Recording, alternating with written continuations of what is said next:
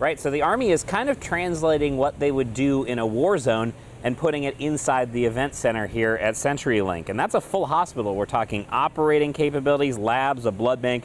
And the idea is eventually they'll start bringing non-coronavirus patients here to free up space in our existing hospitals. So work is underway inside the CenturyLink Event Center.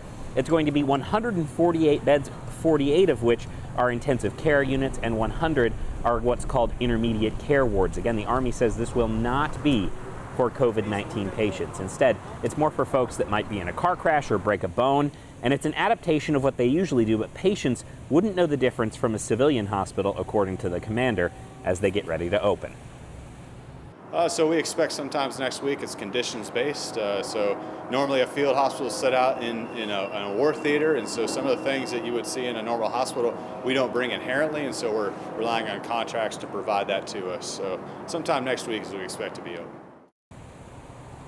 But he says this is what they do and this is why they signed up to serve their country. Now, the Department of Health says they were saying yesterday this was going to be one of 2 larger field hospitals along with 6 other small ones across the state. We just heard today, though, that as of right now, this will be the only field hospital that is planned to be deployed in Washington. They are planning some sort of surge facility, though, down in Yakima.